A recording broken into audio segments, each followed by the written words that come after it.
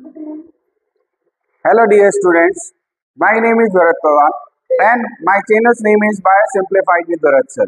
और आज हम एक और टॉपिक के बारे में बात करने वाले हैं। उस टॉपिक का नाम है एक्शंस। जब हमने रिस्पॉन्ड की बात करी थी लास्ट वीडियो में, हमने स्टिमुली से सबसे लास्ट स्टिमुली से इम्पल्स, आपको पता है सेंस ऑर्गन्स जो है उनको स्टिमुली जब आता है, चेंजेस इन एनवायरनमेंट होता है, तो वो सेंस ऑर्गन्स के ऊपर रिसेप्टर्स प्रेजेंट है, they will generate the impulses. वो इम्पल्सेस कहाँ आएंगे? डेंड्राइट्स के पास। डेंड्राइट से कहाँ जाएंगे? सेल बॉडी में, सेल बॉडी से एक्सॉन में, एक्सॉन से नेक्स्ट न्यूरॉन में अगर है तो, और अगर वो नेक्स्ट न्यूरॉन नहीं है और डायरेक्टली वो न्यूरॉन मसल के साथ कनेक्टेड है या ग्लैंड के साथ कनेक्टेड है तो डायरेक्टली रेस्पॉन्ड होगा। जो भी हम चाह रहे हैं, ब्रेन ने जो भी ऑर्डर्स दिए हैं वो मोटर न्यूरॉन्स के थ्रू उसके पास ऑर्गन तक पहुंचेंगे और वैसे वो वर्क करेगा। तो वहां पे हमने बात करी थी कि वो एक्शन कर रहा है, रिस्पॉन्ड कर रहा है। अब मैं आज आपको बताने वाला हूँ कि जो एक्शंस होते हैं वो एक्शंस अलग अलग टाइप के होते हैं अपनी बॉडी में। एक होता है रिफ्लेक्स एक्शंस, जो बहुत ज्यादा फास्ट होते हैं, जिसमें ब्रेन इन्वॉल्व ही नहीं होता, स्पाइनल कॉर्ड इन्वॉल्व होता है। और दूसरा टाइप का जो रिस्पॉन्ड होता है, रिस्पॉन्स होता है, एक्शन होता है, वो है इनवॉलेंट्री, और थर्ड होता है वॉलेंट्री। ठीक है, एक मैं जनरल बता दूं आपको। रिफ्लेक्स एक्शंस वो एक्शंस होते हैं जिसमें ब्रेन इन्वॉल्व नहीं होता, स्पाइनल कॉर्ड इन्वॉल्व होता है, और ऑटोमेटिक एक्शन होता है, ऑटोमेटिक रेस्पॉन्स होता है टू दैट स्टिमुलस। जैसे कोई भी जैसे हॉट ऑब्जेक्ट को टच कर रहे हैं और प्लेट को टच किया तो सडनली हाथ जो क्या है पीछे आ जाता है ना, तो उस एक्शन को बोलते हैं reflex action, where the brain is not involve, only spinal cord is involve. ठीक है, और जो मैं आपको यहाँ पे बताऊंगा अभी इस डायग्राम में जो आपकी बुक में दे रखा है। And then we will talk about the involuntary actions. Involuntary actions internal organs के लिए होता है, जहाँ पे कंट्रोल एंड कोऑर्डिनेट और उनके फंक्शंस सब चेकआउट होते हैं किसके थ्रू? इन एक्शंस के थ्रू। और ये इंटरनल ऑर्गन्स जो है उनको काम करने में हेल्प करते हैं। वो इनवॉलेंटरी, हम मैनेज नहीं कर रहे हैं, वो अपने आप हो रहा है। ठीक है, इनवॉलेंटरी। वॉलेंटरी क्या होता है? ये इनिशिएटेड होता है किससे? ब्रेन से। ब्रेन किसको सिग्नल देता है? मसल्स को, और मसल्स मूवमेंट करता है। तो इसमें ब्रेन का इन्वॉल्वमेंट होता है, जैसे ईटिंग और किकिंग ऑफ फुटबॉल। ठीक है, ईटिंग ऑफ फूड, तो ये कुछ जो जो हमें पता है और हम कर रहे हैं, वॉलेंटरी एक्शंस हैं, वो ब्रेन के इनिशिएशन से स्टार्ट होते हैं, मसल्स हेल्प करते हैं और मूवमेंट होता है। यहाँ पे इंटरनल ऑर्गन्स हमारे कहने से नहीं, वो अपने आप वर्क कर रहे हैं, वो इनवॉलेंटरी एक्शंस होते हैं, जिसमें कंट्रोल एंड कोऑर्डिनेशन होता है। कहाँ पे? उनका फंक्शंस को मैनेज करता है, और इंटरनल ऑर्गन्स के फंक्शंस को मैनेज होता है इनवॉलेंटरी एक्शंस के अंदर। तो मैं एक इन जनरल आपको बता देता हूँ, इंटरनल ऑर्गन कुछ भी हो सकता है। ठीक है, तो यहाँ पे मैं लिखता हूँ automatic action, automatic action to a stimuli या स्टिमुलस। ठीक है, when we touch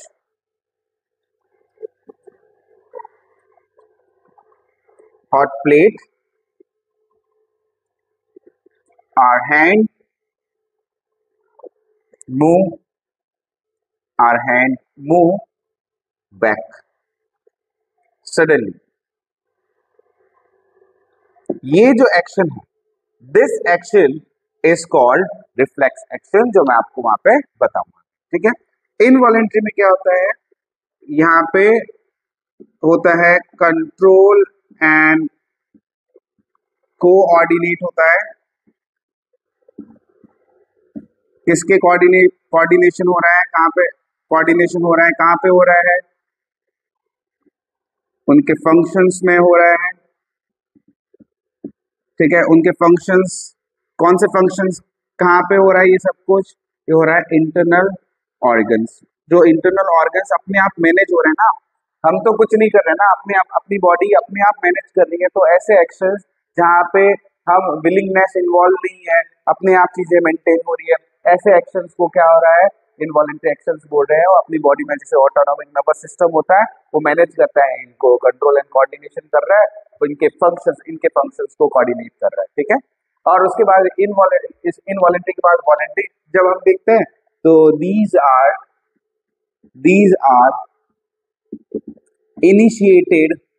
initiated by brain and then they will send signals to the muscles.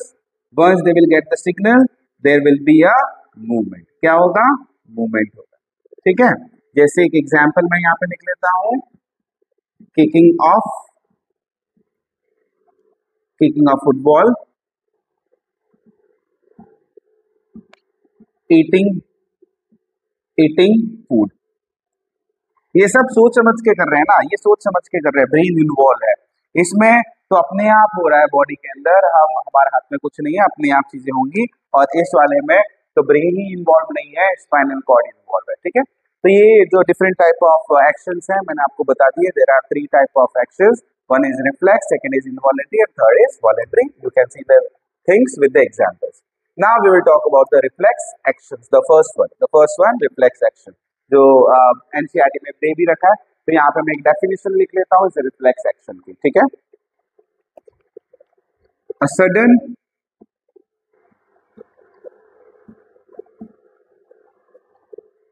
involuntary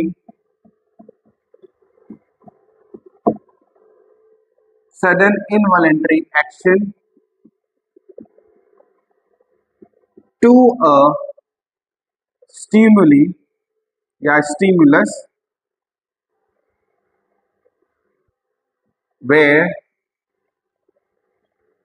spinal cord is involved. Brain is not involved.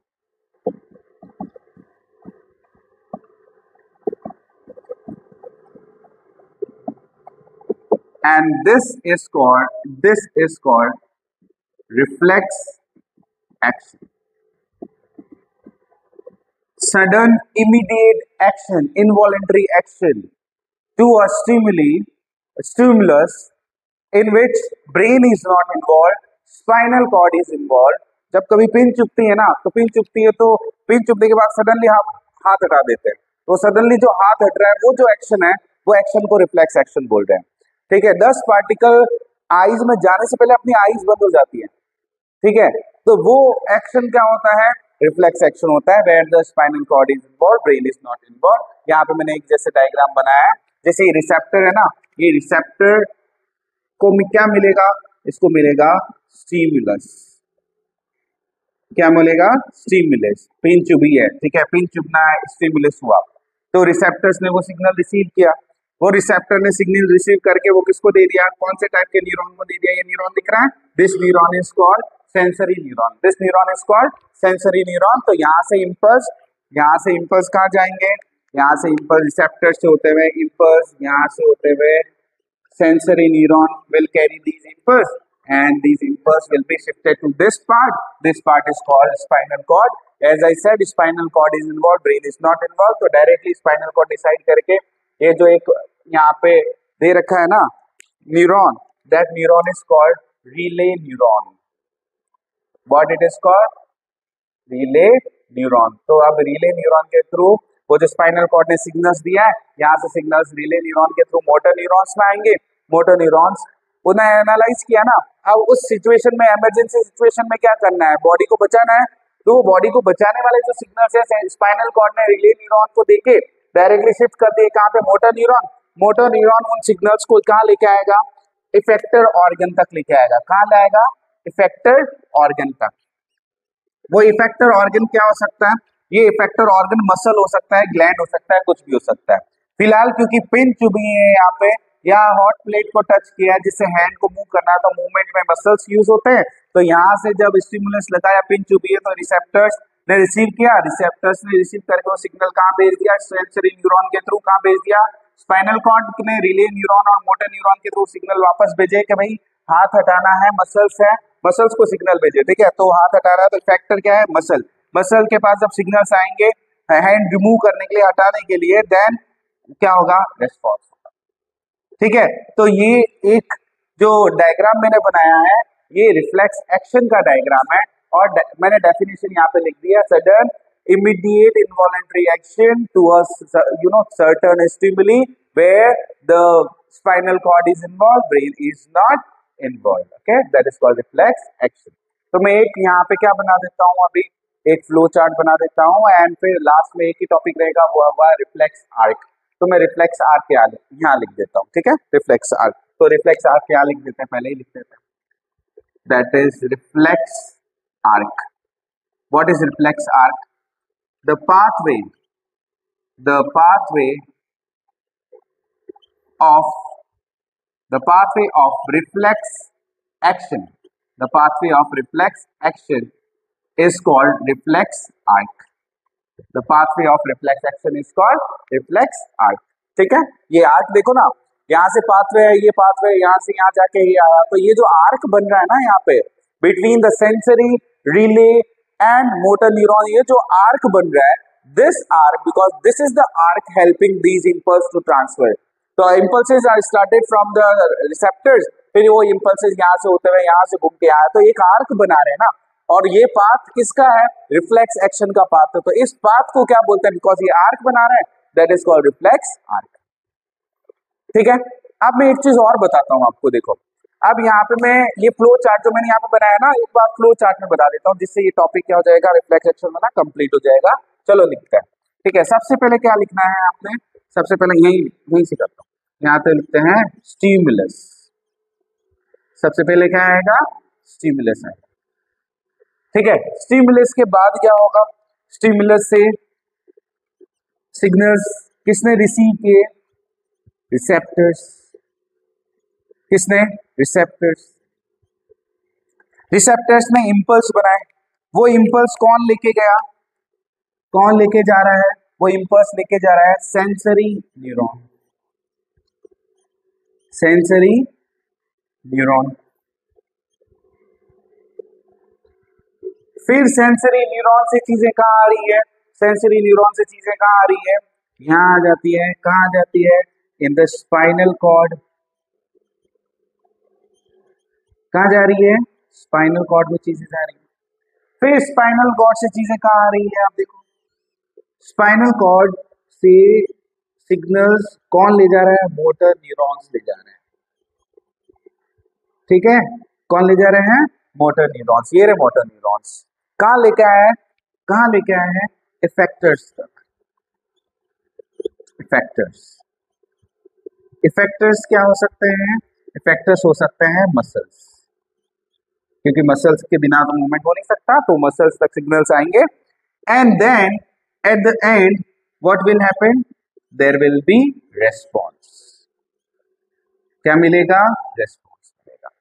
तो ये एक जो flow chart मैंने बनाया है, स्टिमुलस से लेके receptors, sensory neuron, spinal cord, motor neuron, effector muscles and response, ठीक है।